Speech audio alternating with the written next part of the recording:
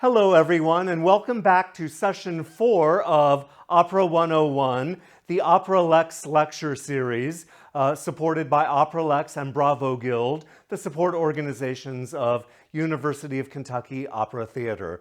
I'm Dr. Tedrin Blair Lindsay, and I'm so happy to be talking to you about how composers used voices, first of all as solos, as we studied last fall, and now in differing combinations as we've been exploring this spring.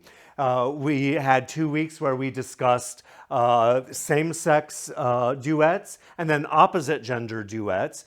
Last week we discussed operatic trios, and now we're going to add a fourth personage and talk about how composers were able to make magnificent operatic quartets. And what makes a magnificent operatic quartet is both the musical content being just stunning to the ears, and the dramatic content having sort of a centerpiece within the plot. Because it's obvious that a quartet isn't just going to arise out of nowhere. That doesn't happen in operas because you have 4 different characters, and so something has to have happened to bring them together in such a way that they're going to sing about something, and most often, if it's going to be interesting, in some kind of conflict with each other.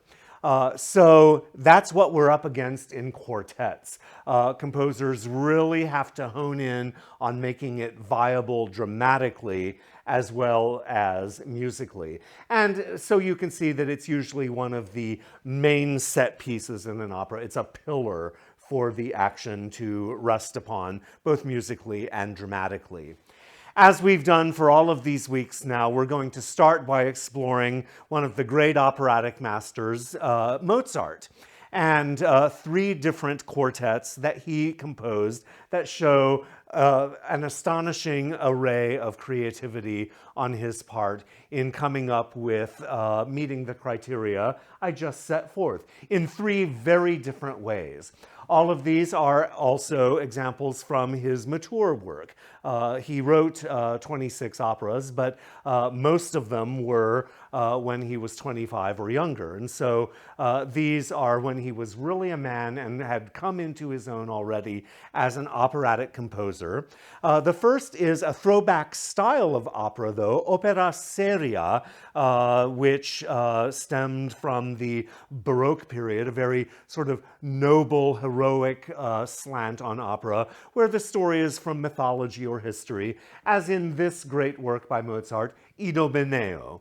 Idomeneo is one of Mozart's great tenor roles, and one of his great mezzo-soprano roles is a pants role, Idamante, a warrior, who is in love with Ilia, one of the daughters of Idomeneo, and is loved by another of the daughters, Elettra.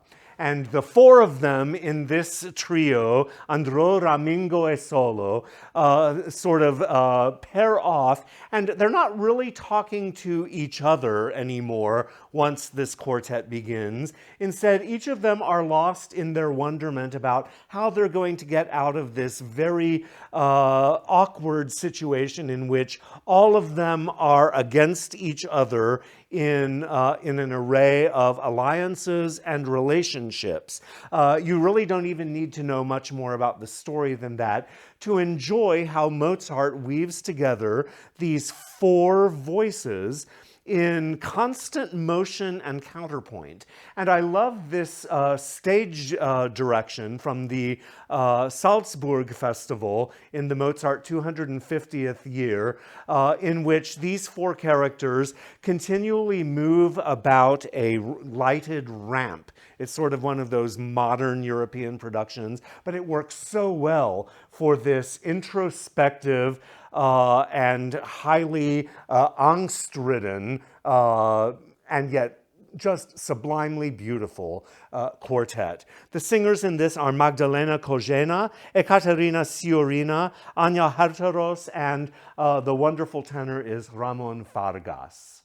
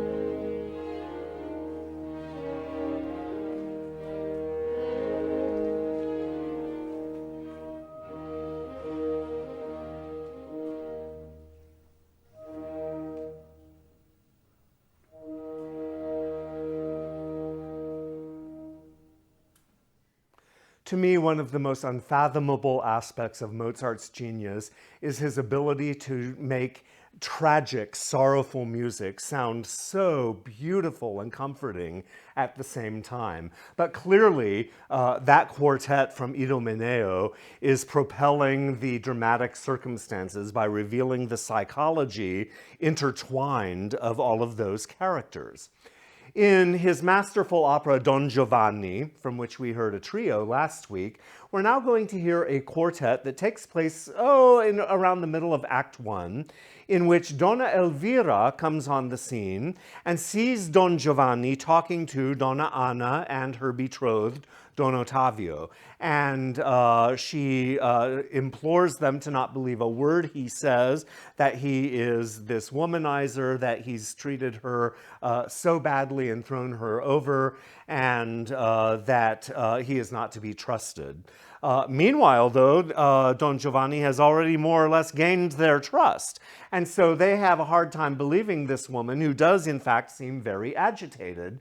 And Don Giovanni tells them, look, she once loved me, but there was nothing between us, and now it's over, and she's been following me around, and she's crazy. She's clearly crazy. And basically gaslights her. And so this whole quartet is really not meant to be a musical number where everyone stops and sings or reflects on how they feel, sort of like Idomeneo quartet was. Instead, here the action is being forwarded by the very substance of the quartet as the voices go back and forth in their exclamations of accusation and denial, and then reversing the accusation and reversing the denial, and meanwhile Donna Anna and Don Ottavio not knowing whom to believe or what's going on.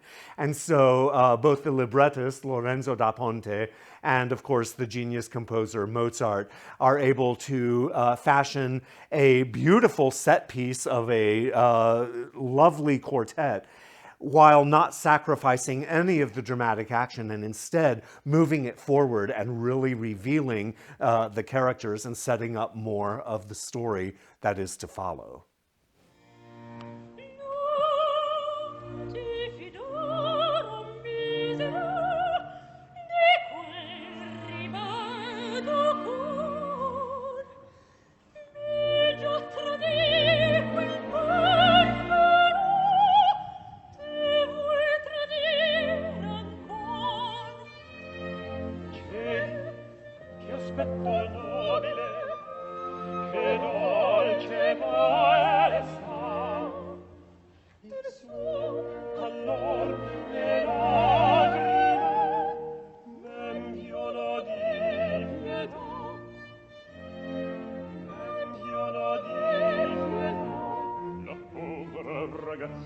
E pazza amici miei, lasciatemi con lei, forse si calmerà, ma non credete a femmino, se non fate, state ancora estate, chi si crederà, a chi si crederà, a chi si crederà, non credete, perfido restate, certo molto di mio tormento, che l'aspetto pavento, dentro l'alma girare mi sento, e mi dice per quella infelice, che cose che intender non sa, no, che mi dice di quel traditore, che mi intende non sa, che mi dice di quel traditore, che mi intende non sa. Io di qua non vado via se non scopro questo affare. L'onore di Mazzio, il suo volto e il suo parlar. Se me ne vado, si potria qualche cosa sospettar. Quel cielo, si dovria la vera giudica. E quella puzzerella, dunque quel traditore, infelice,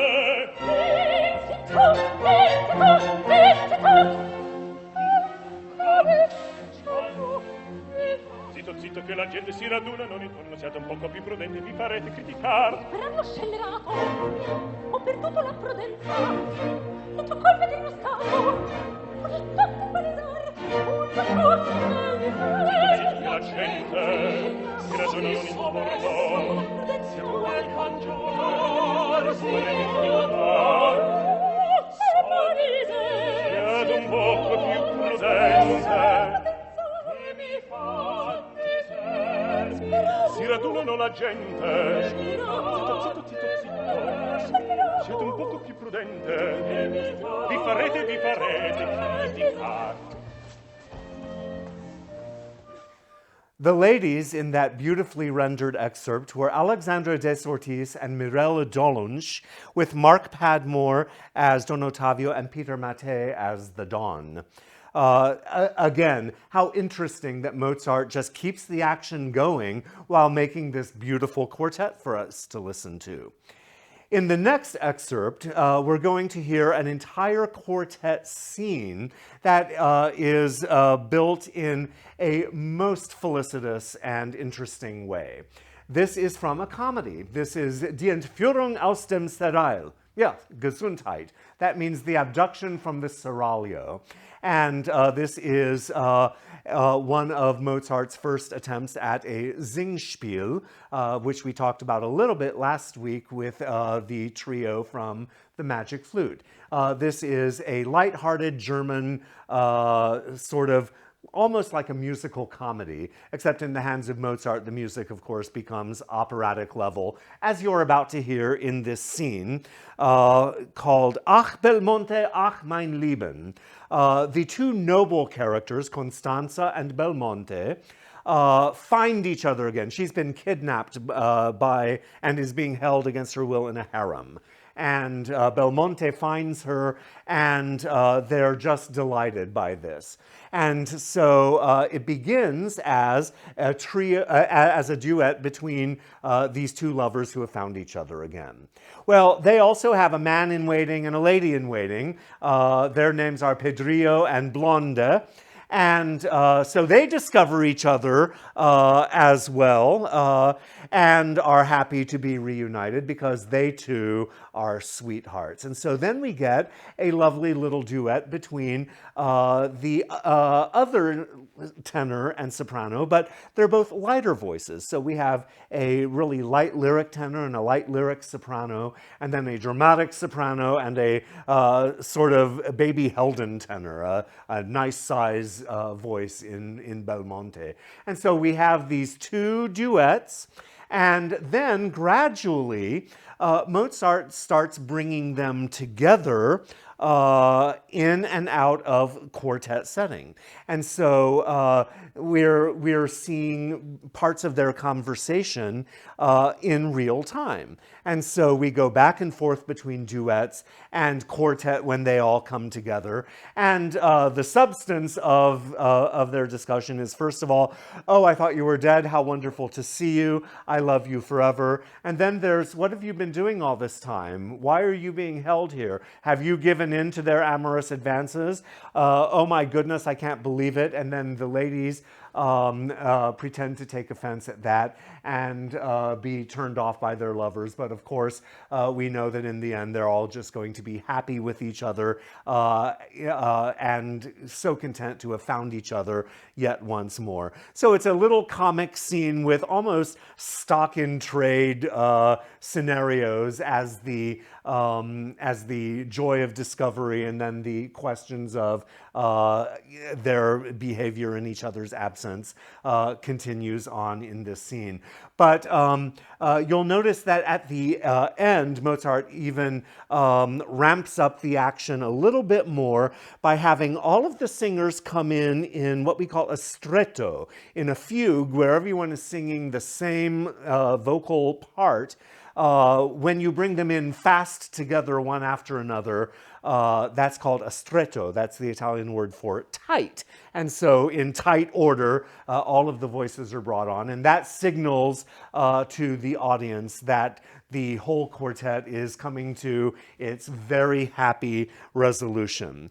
In this fantastic rendition of this quartet, you're going to hear Edita Gruberova, Francisco Araiza, Reri Grist, and Norbert Ott. They are, again, from the golden age of singing, and I was so happy to find this brilliant clip of their work in this stunning quartet scene from the abduction from the Seraglio. Da, kommt sie!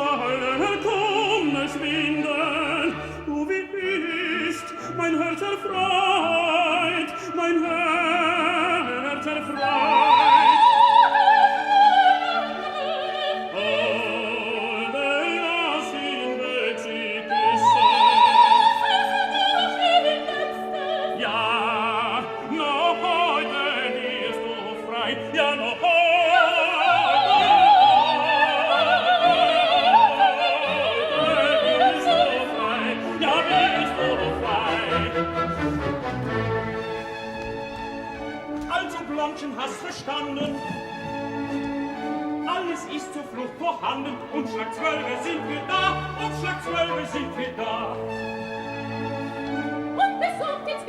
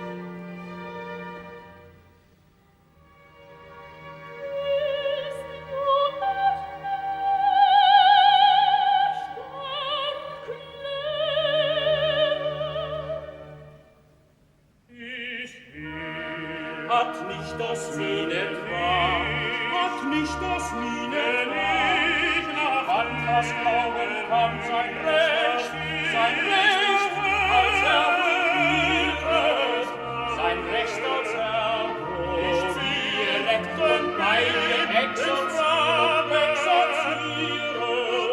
beide probiert und exorziert, dann wär's ein schlechter Kauf, dann wär's ein schlechter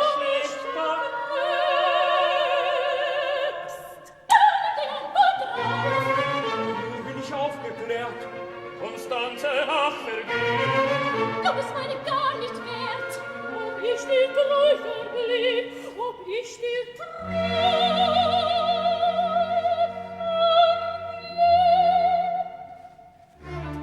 dir Schlingel flattert an, ob ich ihm treu geblieben. Belmont, du sagte Mann, ich sollte nur sein Leben. Das Blonde ehrlich sei, schwör ich bei allen Teufeln, Konstanze ist mir treu, daran ist nicht zu zweifeln. Konstanze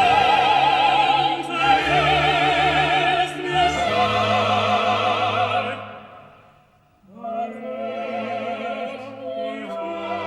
ist nicht zu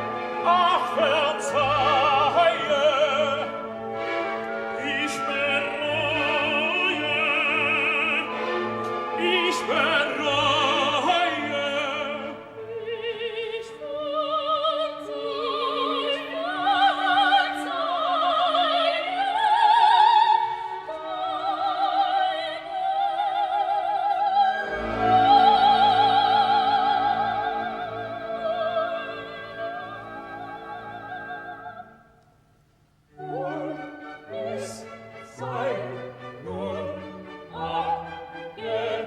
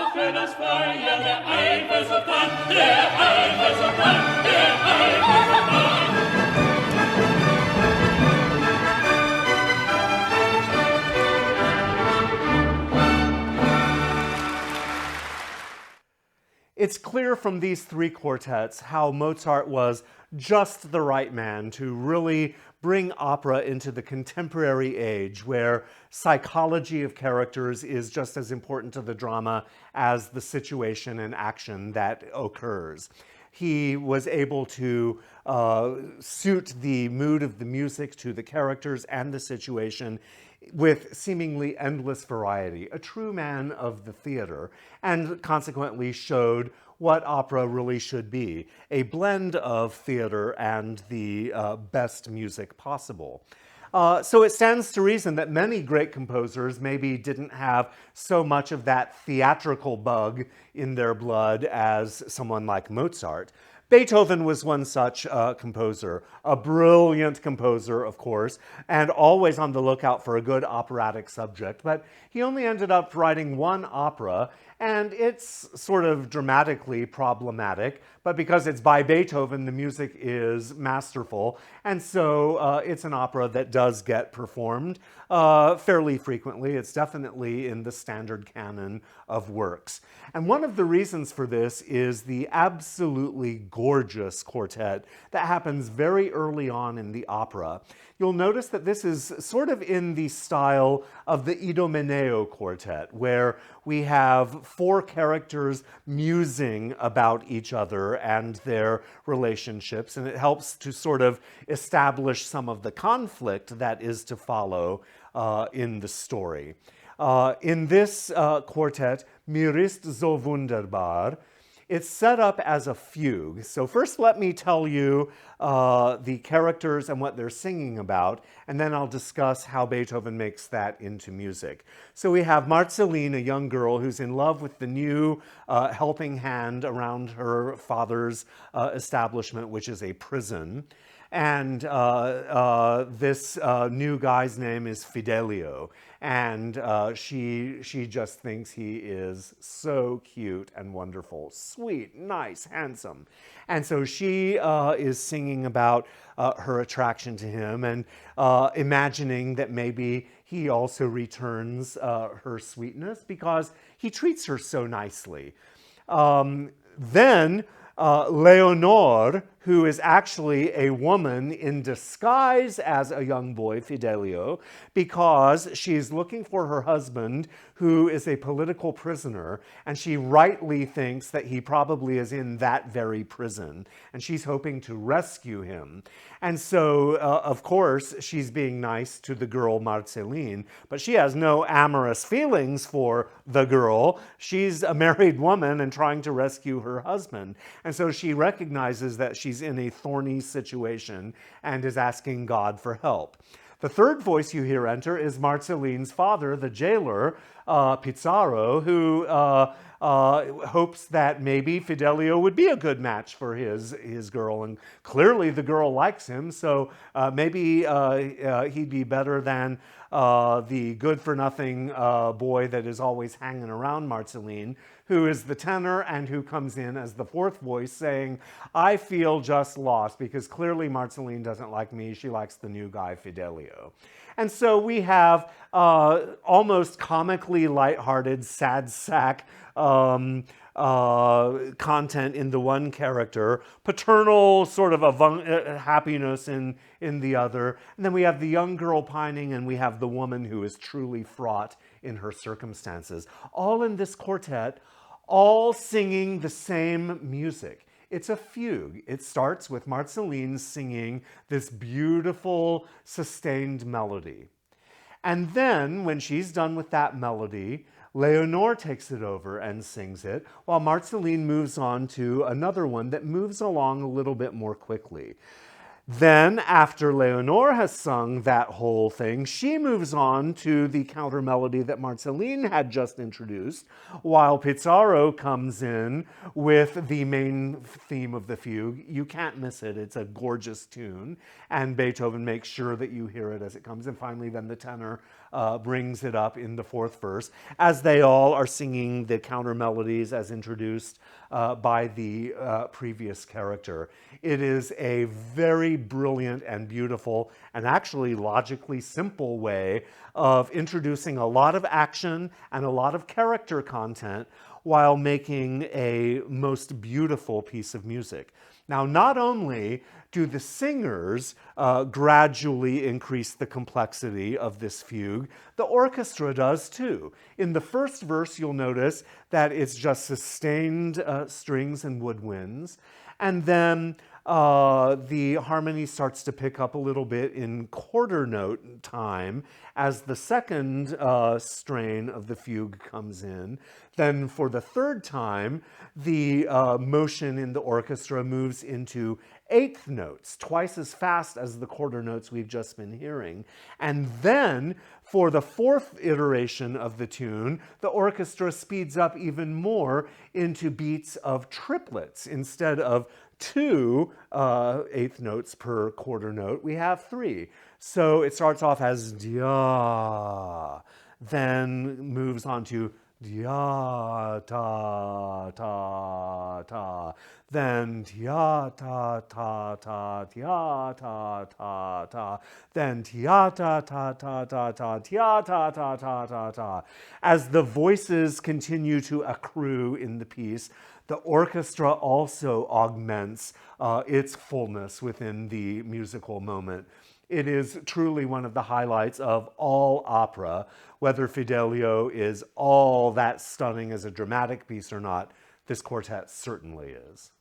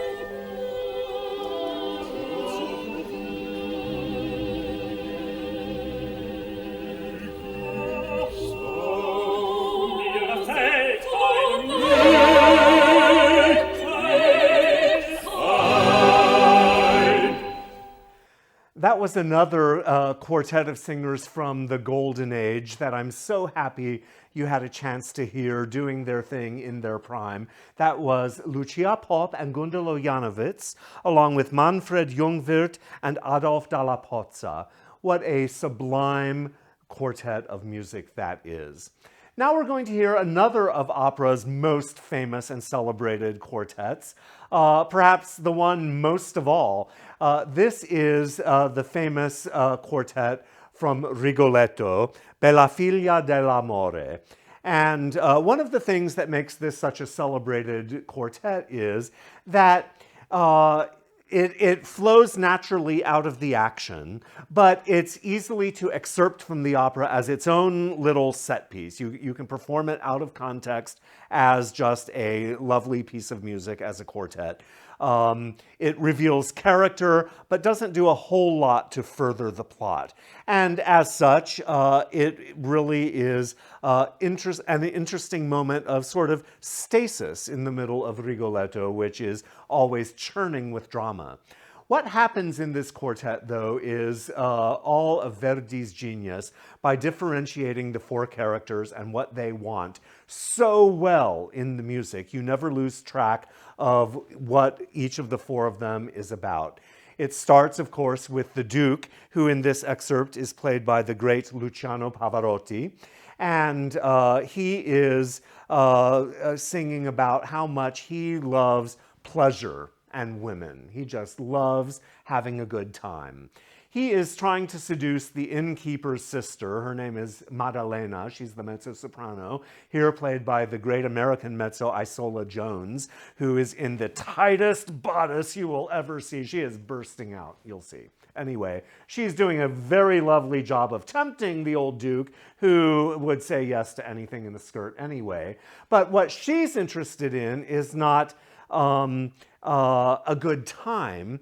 She's all about the good life. She wants to settle down with someone and feel stable and secure in her life.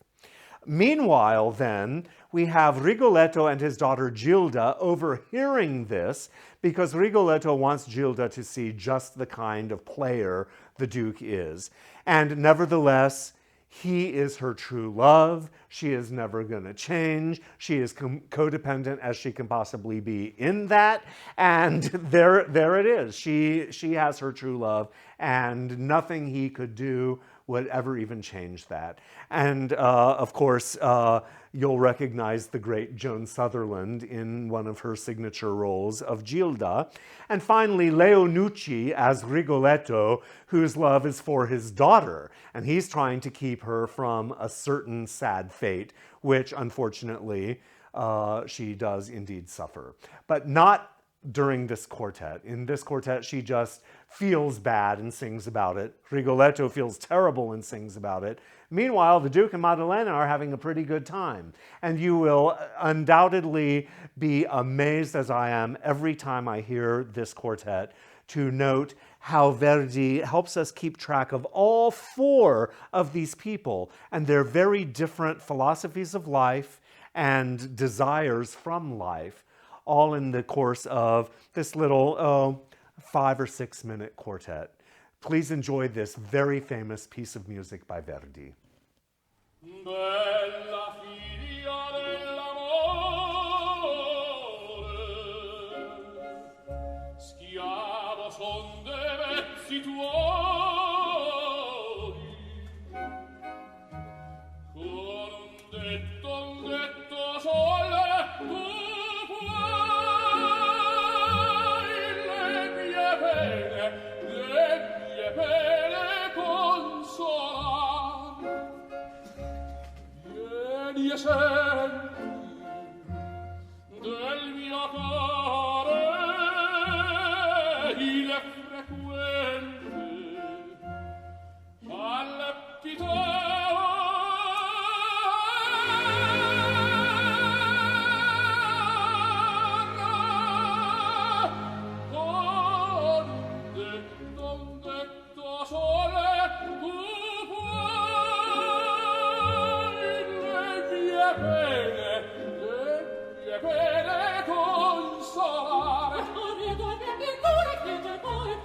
Consolare.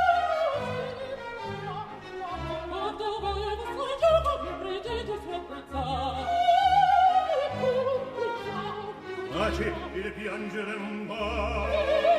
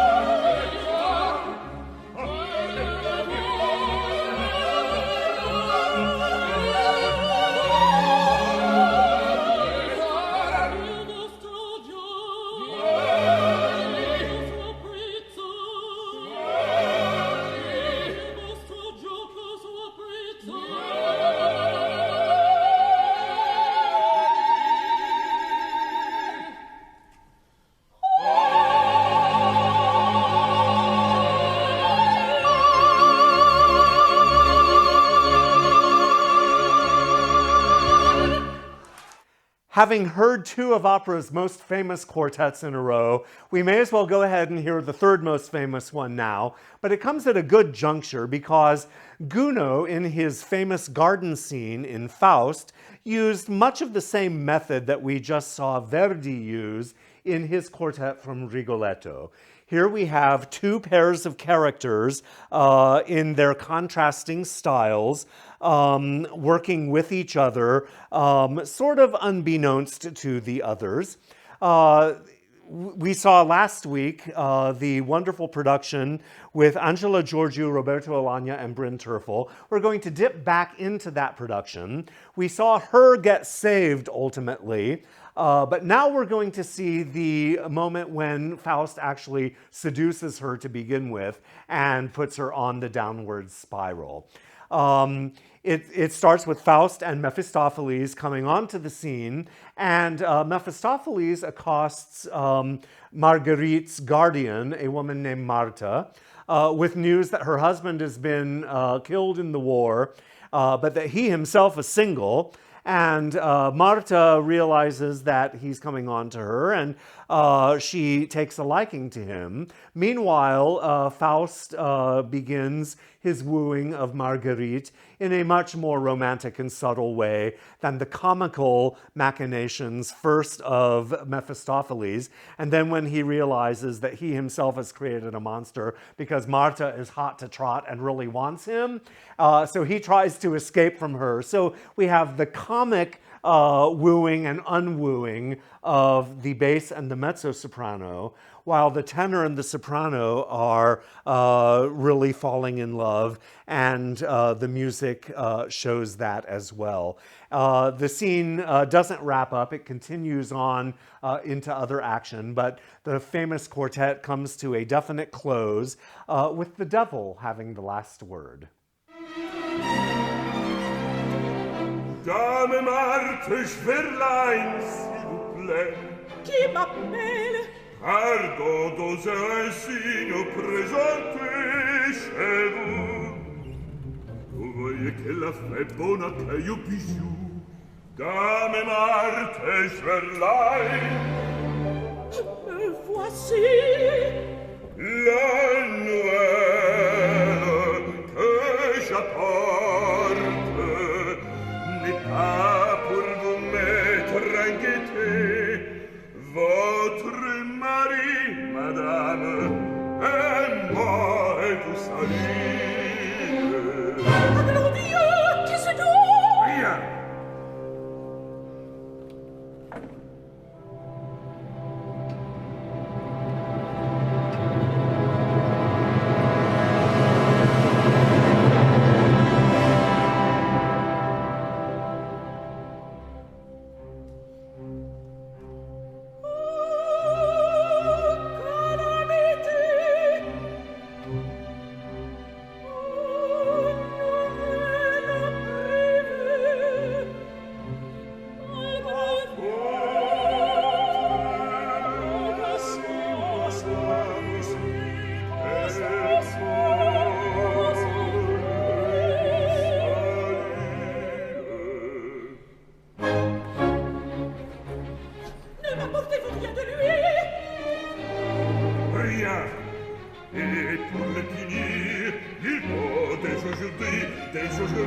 Cherchez quelqu'un qui le remplace.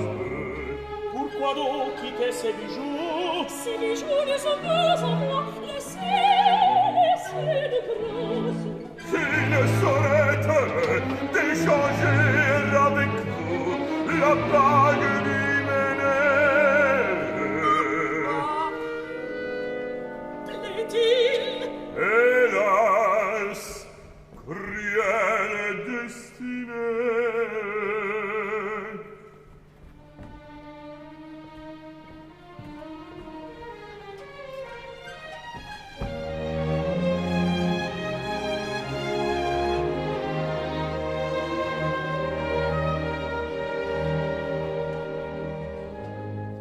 Prenez mon bras, mon bras. Laissez, je vous en conjure. Votre bras, Il est charmant. la voisine est en pénurie, la voisine est un peu mûre. Elle est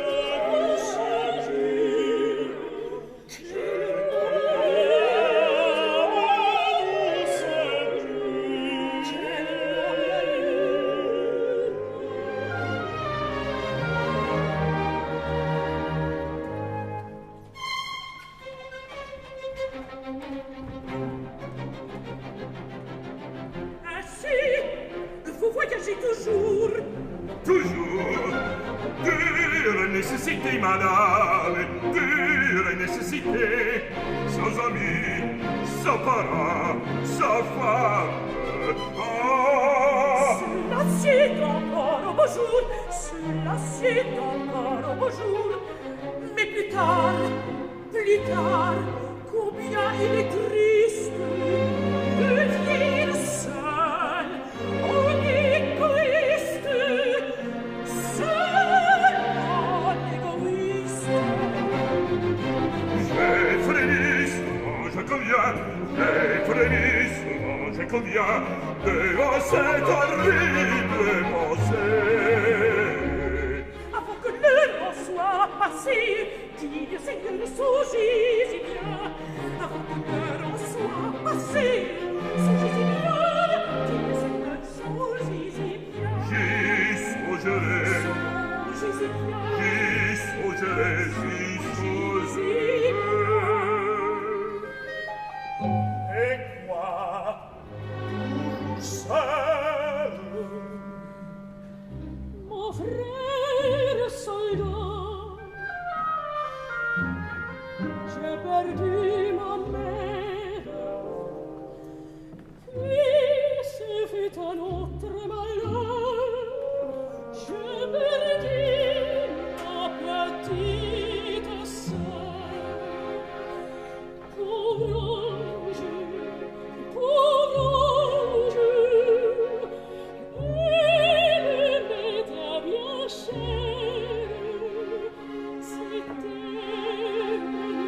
que souci, c'était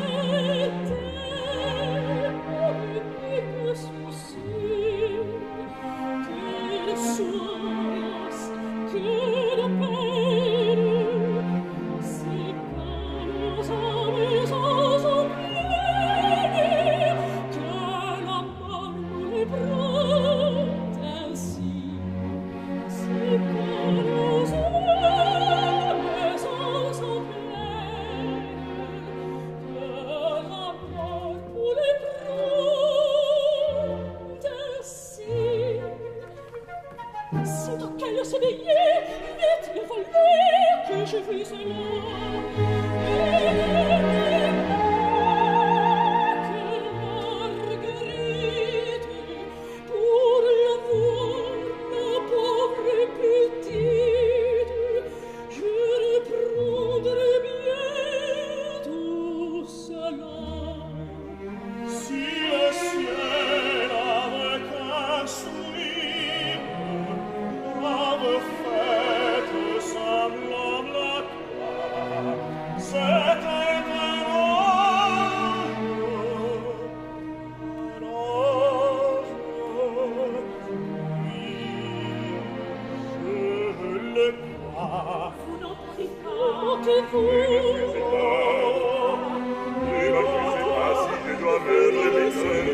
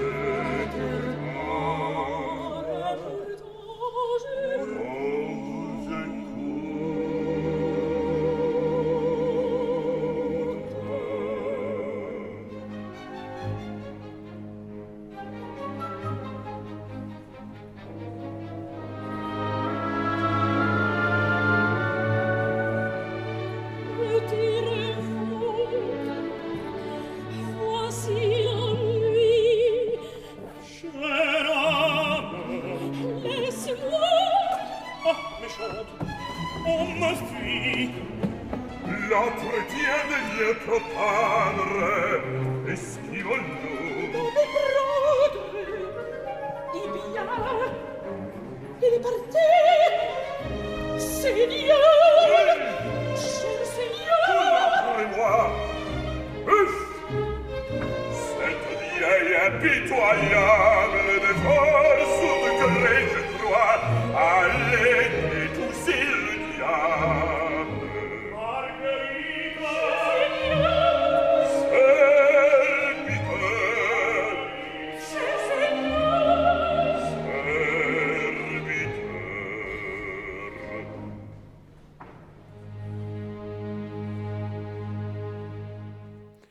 You probably noticed that one distinction between the Rigoletto Quartet by Verdi and the Faust Quartet by Gounod is that in the Faust Quartet, there is not as much of all four people singing together at the same time as in the Verdi example. The scene takes longer, for one thing. They're building up some plot as well as revealing character. But nevertheless, it's in the tradition of building up a scene from a series of solos into duets and then gradually adding voices. A very interesting construction to a quartet that is perhaps underutilized is an example that we're now going to hear. It's a very famous piece of music. It's the end of Act 3 of Puccini's La Bohème. And what's unusual about this quartet is that basically it's a duet with another duet added in momentarily at times, and at that, not even until about halfway through the first duet. Really, it's a love duet between Rodolfo and Mimi as they are coming to terms with the fact that they can't live with each other and they can't live without each other, so they decide to go on for a little bit more together.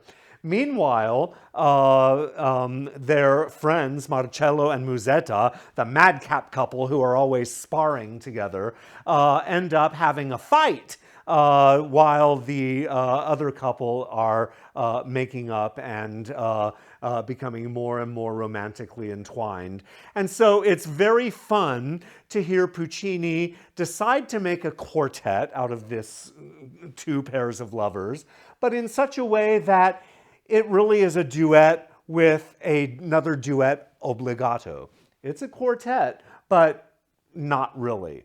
Nevertheless, it's very interesting to hear Puccini's skill at combining the four voices, again, with the contrasting situations happening at the same time. I also just wanted you to hear this amazing rendition of this piece of music. It's from a concert for the Italian radio conducted by Leonard Bernstein. And this young quartet of singers are all world famous. They even were then. But wait till you hear the young Jerry Hadley, Angelina Rao, Barbara Daniels, and Thomas Hampson in this beautifully conducted bit from Ma Bohème.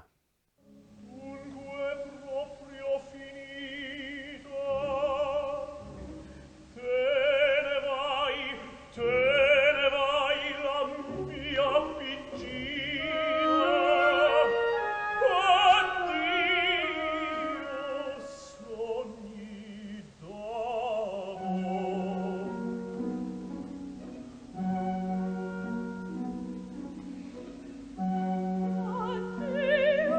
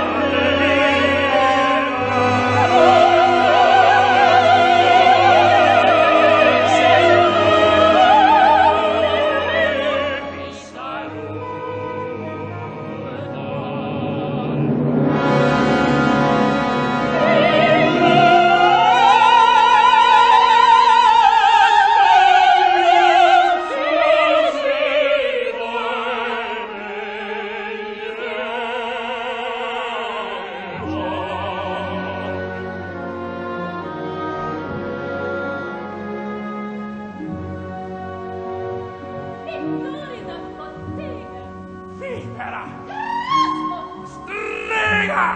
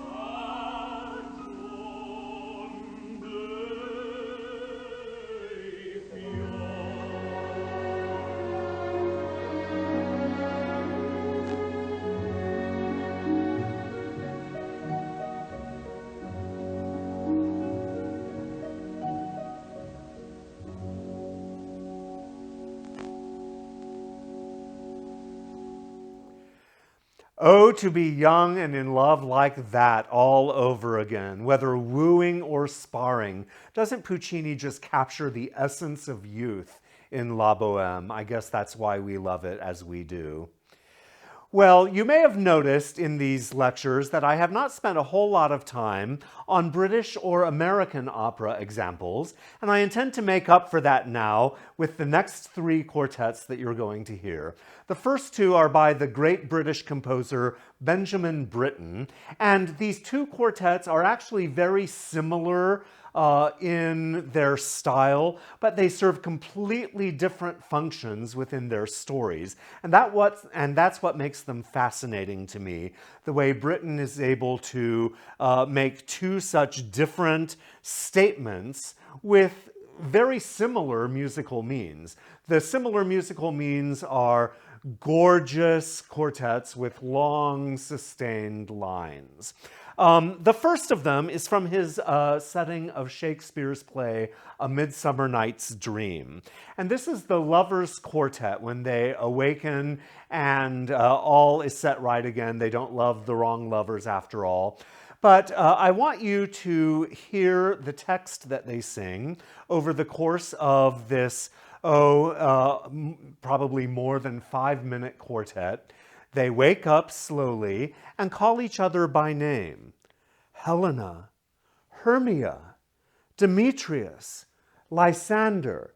And then they all say, "We are awake." And it's this beautiful sort of major chord utterance.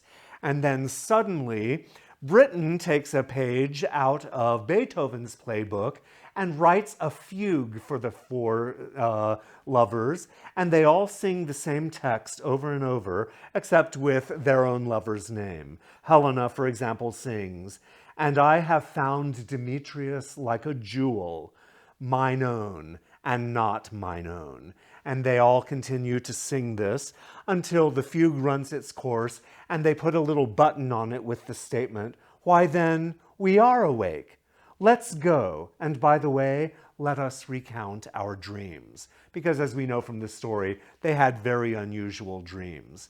Speaking of unusual, the rendition you're about to see, I don't know anything about. I'm pretty sure that it must have been pirated from some wonderful production of A Midsummer Night's Dream, but I don't know where or when or even who these beautiful singers are. But I love the stage production and I love their singing so much I decided to make this disclaimer and show it anyway. I love how they make use of a revolving stage so that as the fugue is going on, the different singers are in the foreground as their solo line comes up. It's just beautifully done, and if anyone knows anything about this production, please let me know, because I would love to give credit where credit is due.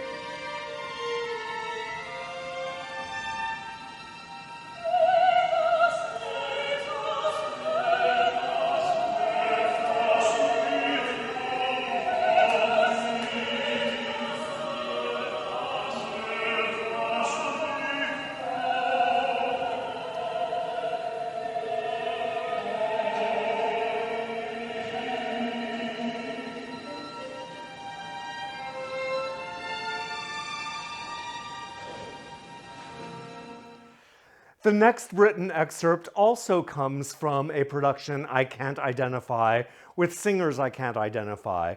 What makes it even more confusing is, of course, it's an English opera, but it has French subtitles, if that's a clue. Again, if anyone knows anything about what we're about to see, please let me know, because I think this production is stunningly well sung.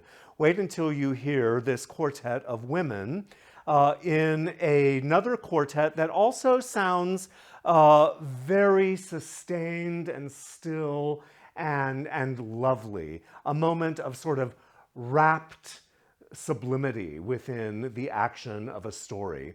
In the opera Peter Grimes, you don't really need to know much of what's going on in the turbulent story, except that everyone in the town is against this man, Peter Grimes, and probably for a pretty good reason. He's been known to beat children who are his apprentices, and he's gotten in trouble for that. And in this scene, all of the men in the town are out to get him, and they're not going to come back until they have Peter Grimes. And so the woman who sort of looks out for him, Ellen Orford, and a couple of the, three of the other ladies in the village take a moment as the men rush off to apostrophize for just a moment in this gorgeous quartet for four sopranos about what life is like as they deal with their men of this type in the world. And because it is so slow and sustained, sometimes it's hard to understand the British text of this opera. So I thought that I would read it to you as I did for A Midsummer Night's Dream, so that you have a bit more understanding of what they're saying and how beautifully Britain was able to weave this music to portray the melancholy of this text. They say, "From the gutter, why should we trouble at their ribaldries? And shall we be ashamed because we comfort men from ugliness? Do we smile or do we weep, or wait quietly till they sleep? When in storm they shelter here, and we smooth their fears away. We know they'll whistle their goodbyes next fine day and put to sea. On the manly calendar, we only mark heroic days. Do we smile or do we weep, or wait quietly till they sleep? They are children when they weep, we are mothers when they strive, schooling our own hearts to keep the bitter treasure of their love. Do we smile or do we weep, or wait quietly till they sleep?" Sounds like a subversive feminist manifesto in the hands of the great composer Britten to me. Wait until you hear them break your heart with those words and this beautiful music.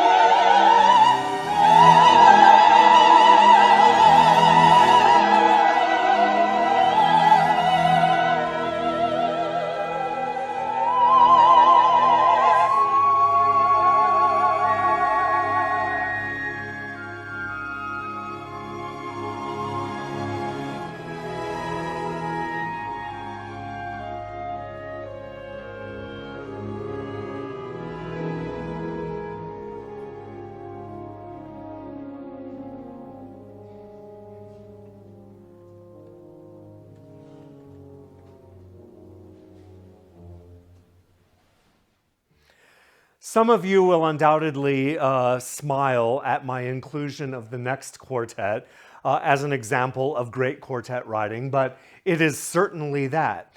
This is from the perennial favorite Christmas opera, Amal and the Night Visitors by Giancarlo Menotti, one of the men who put American opera firmly on the map in the course of his career, especially from the 1940s through the 1960s.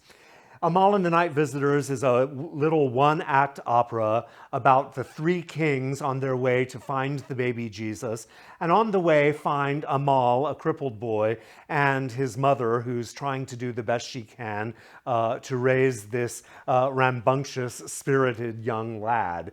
And in the course of the opera, the mother sees that the kings are carrying with them this vast amount of gold to present to the Christ child. And she says, look at all that gold. Imagine what I could do with that. And eventually she tries to take some of it, actually. But at first she just questions the king, and they say, oh yes, we're taking this gold to the child. And she says, the child? What child? Because she has a child. And so instead they tell her about the child that they're going to seek in the beautiful quartet, Do You Know a Child, the Color of Wheat, the Color of Straw? And they go on to talk about the king as they've envisioned this baby to be, while the mother references a child to her poor dear sweet crippled son, Amal. And it is just a very tender and yet profound statement of the condition of children around the world and the condition of our hearts when we bring love to children, whether a great king or a small shepherd boy.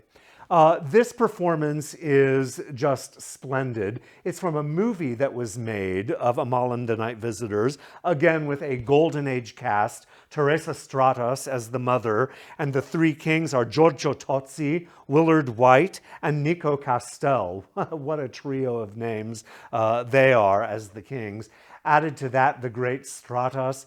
Well, you'll see why I consider this a very worthy operatic quartet in the company of the others we've heard today.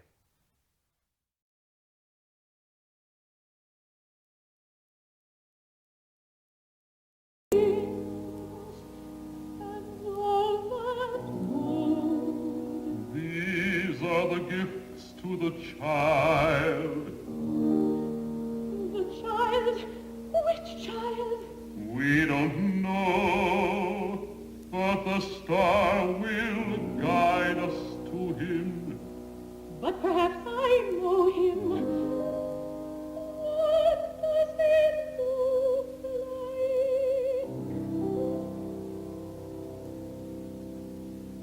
Have you seen a child the color of wheat, the color of gold?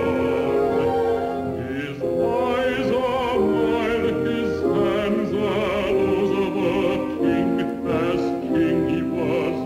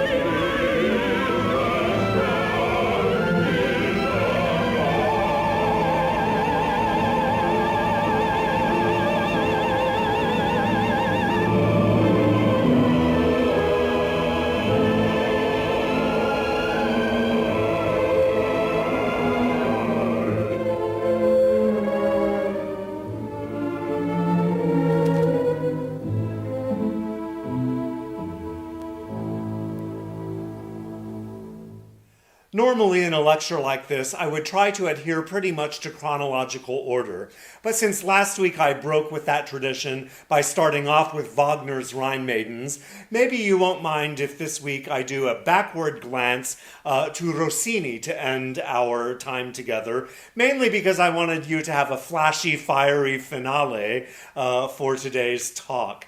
This is a very famous quartet by Rossini, but from an opera that's not famous at all. Most of you have probably never heard of Bianca e Faliero, which is a standard issue potboiler about a woman who loves a military hero who is played by a mezzo-soprano, and everyone is against their being involved together. And in this quartet, at the end of the opera, the soprano is on trial, and instead manages to convince everyone that her love for this man, Faliero, is really true, and they end up changing their tune and letting them be together.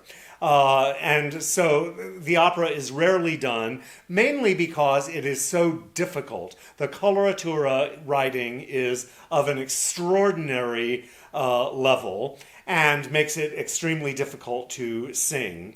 Although this quartet, the great man of letters and art and culture in mid-19th century France, Stendhal, said that this quartet was Rossini's greatest achievement.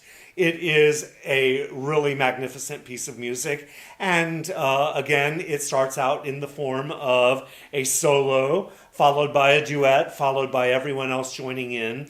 And as a sort of preview of coming attractions to the last talk we've got, not next week, but the next, there's a chorus that adds to the finality and grandeur of this quartet by Rossini. I will see you next week as we discuss the ways composers wrote opera ensembles, quintets, sextets, and other.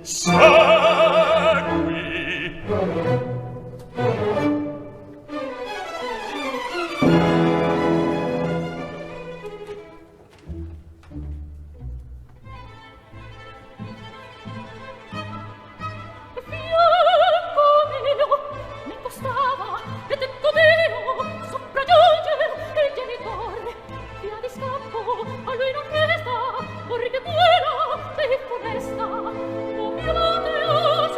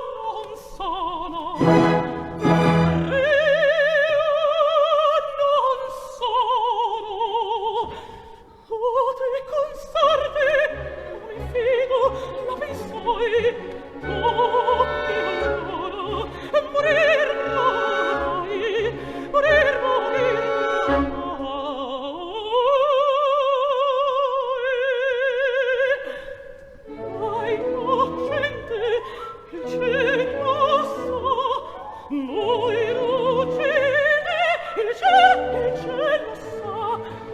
E non mertan traditore, come pare io ti condanno.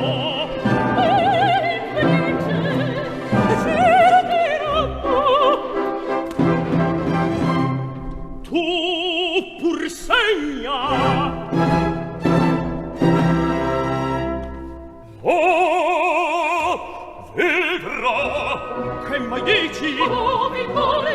Segna il foglio sconsigliato e lo giudichi il senato. Oh, tu vedi!